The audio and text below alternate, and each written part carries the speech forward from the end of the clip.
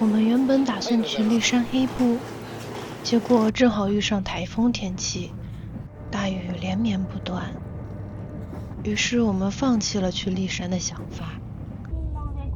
由于酒店是提前预定好的，退也退不了，我们就留在了这里。这里是信农大厅，一座不大的山间小城。这里是去北阿尔卑斯山的入口之一。走出车站，你不会看到繁华的景象，取而代之的是安静的街道，以及远处雄伟的北阿尔卑斯山脉。我们放好了行李后，就来到了商店街。商店街大多数店都关门了，街道有些萧条。零星几家开着的店，卖的衣服也非常的朴素，像是国内小集贸市场里的款式。不过就算街道冷清，你还是可以在门口看到居民养的盆栽。对不上浆，但是好可爱。这个木桶里面放满了各种各样的玻璃球。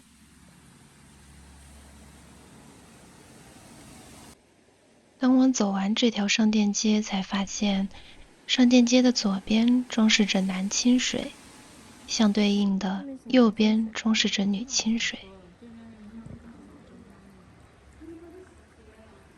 水池的旁边放着一个水杯，这应该是供游客喝的清泉。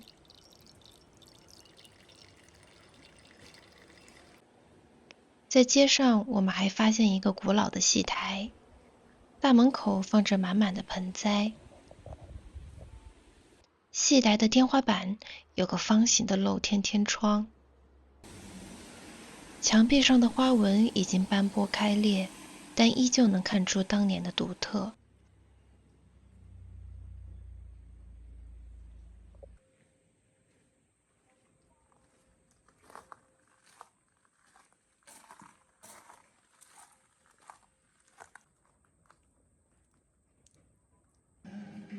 商店街的分岔处，我被音乐和地上的画吸引了过去。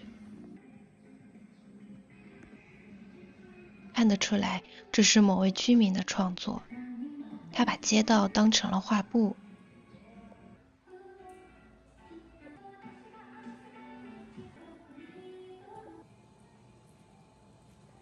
一家小店外贴满了插画和海报，像是旧时的音像店。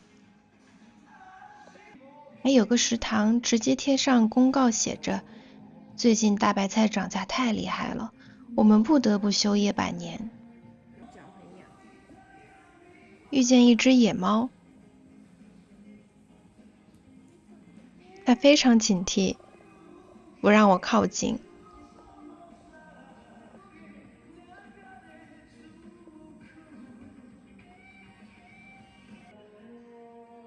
原来它在那里吃饭呢。这家店的主人为野猫提供食物和水。这是一个 DIY 油桶，它的主人把它装饰成一个巨型的蘑菇，地上还装饰着狩猎纪时的战利品，一个漂亮的鹿角。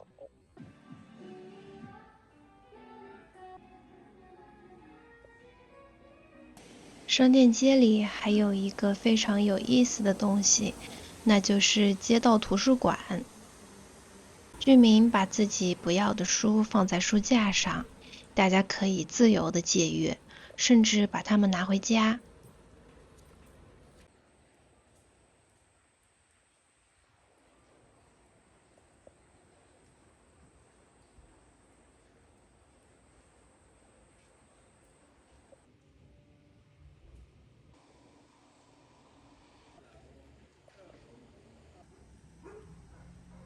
走出商店街，我看见了一个巨大的矿泉水广告牌。原本想去参观一下矿泉水工厂，结果走着走着就走到了水稻田。建筑物越来越少，周边的风景变成了田野和住家。不知道是不是由于日本米价狂涨的缘故，这里到处都是水稻田。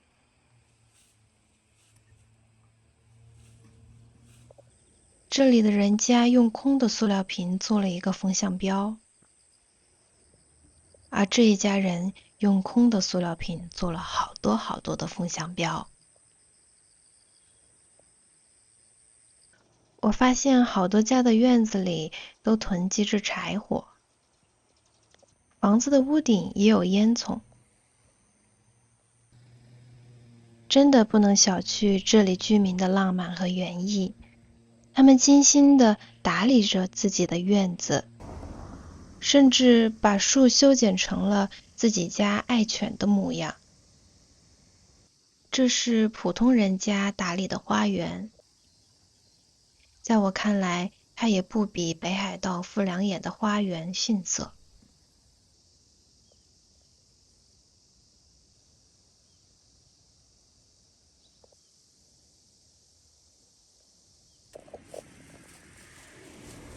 他们每家每户都有自己的菜园，园子里种着茄子、番茄、黄瓜、蓝莓，还有我叫不上名的蔬菜和水果。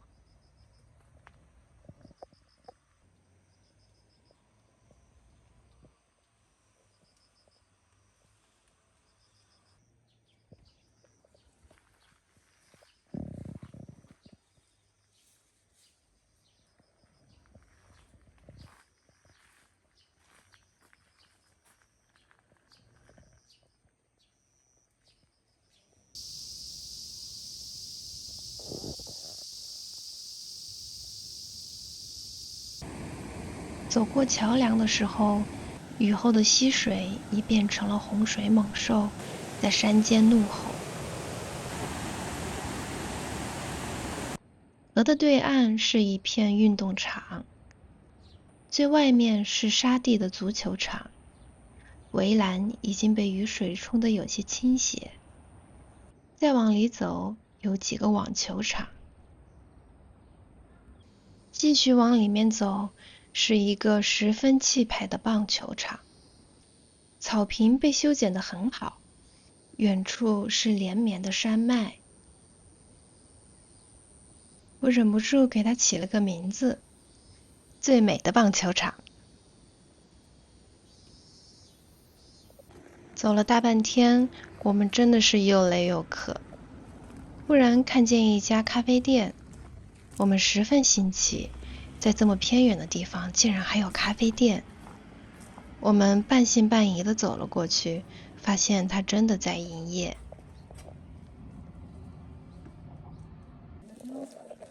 店里面烟雾缭绕，因为店主在屋里烘焙自己的咖啡豆。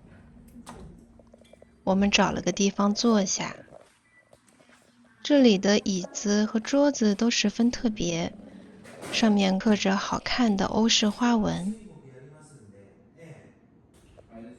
这家店主应该是一个钓鱼爱好者。墙头上挂着鱼的模型，柜子上装饰着路亚。我只在动物森友会游戏里看过这些东西，这里还有许多其他的装饰，每一个都展示着店主的爱好和个性。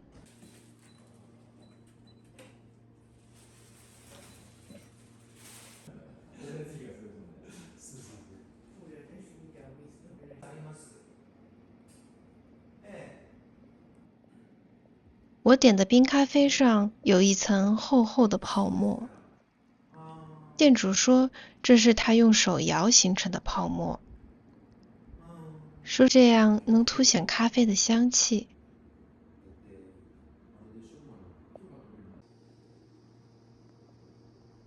离开的时候，店主塞给我一袋果子，说是樱桃和李子嫁接后的果实。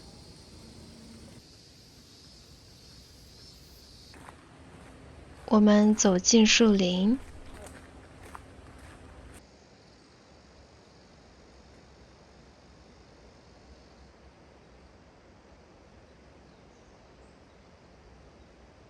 把佩骗进了这片森林。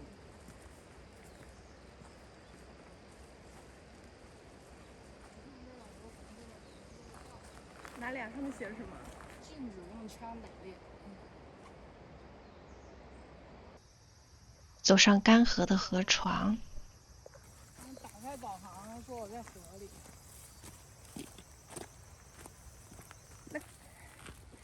这里的植物像是沙漠里的植物，好可爱。我一路走着，沿途欣赏着风景，走了好久好久，才走出这片森林。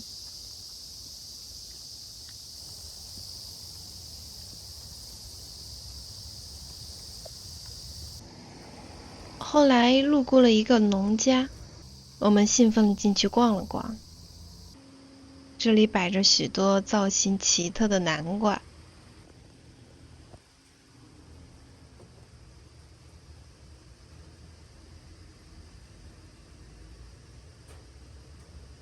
还有许许多多的水果和蔬菜。我们挑了一串最大的巨峰葡萄，准备带在路上吃。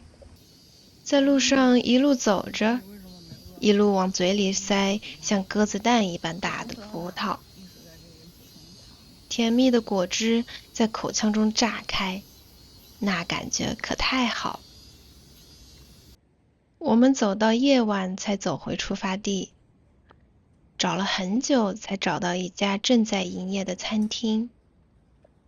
进去后是一位老奶奶接待了我们，她说做饭要一会儿时间，你们可以稍微等一等吗？我们说没有关系，我们今天有的是时间。店里的装潢非常的朴实，餐厅的桌子好气派，它的面板是用大约15厘米厚的实木木板做成的。进店之后，餐厅的一家人就开始在后厨忙活，替我们做晚饭了。等了大约有30分钟，端上了我们的餐点：炸猪排套餐和红烧金木雕。在上菜之前，我还觉得一个套餐2500日元显得有些贵。直到我看见比我拳头还大的猪排，以及和手肘一般大的金木雕的时候，我才知道这个店家是多么的实在。要知道，这一餐饭放在东京可要花上9000到1万日元。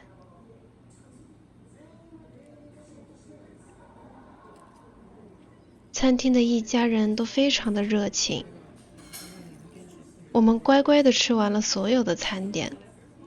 临走的时候，男主人从后厨跑出来问我们吃饱了没有，没吃饱可以再来一点米饭。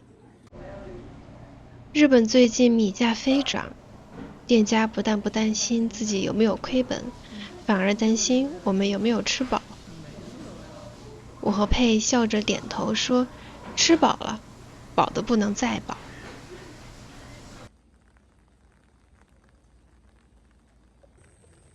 天黑之后，再次下起了大雨。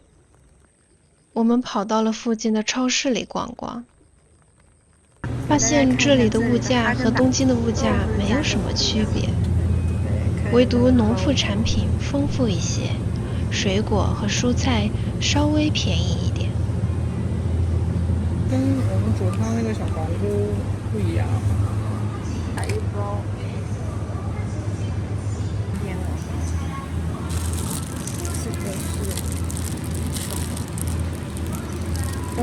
欧普啦，北2、北43。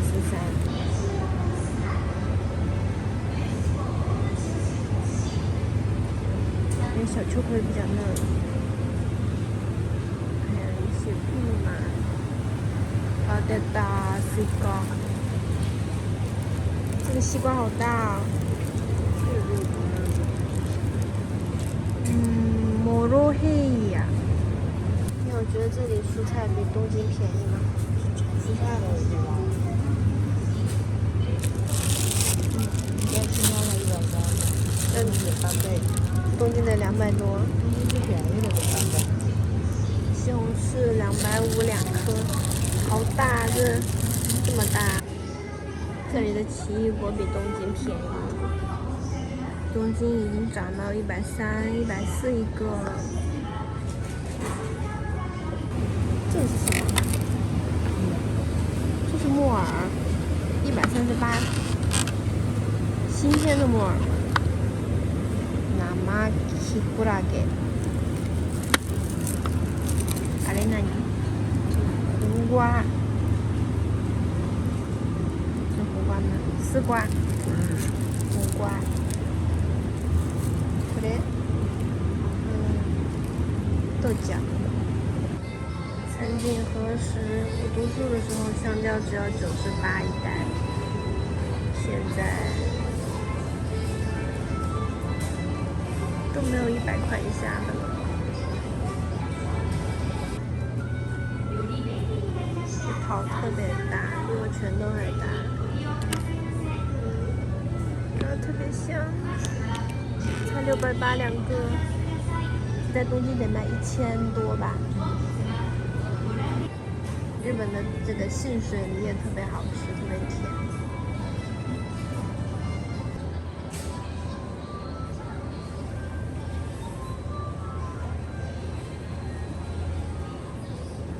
我挺喜欢信浓大町这个地方的，一个小小的县城，没有大的商场，甚至没有什么娱乐，可是这里的居民却用自己的智慧，在各个角落灌溉着浪漫和可爱。在回东京的大巴上，佩仪跟我感叹，你发现了吗？这座城几乎没有年轻人了。从酒店的前台、咖啡厅的店主、餐厅的一家人，无一不是老人。年轻人都去哪儿了呢？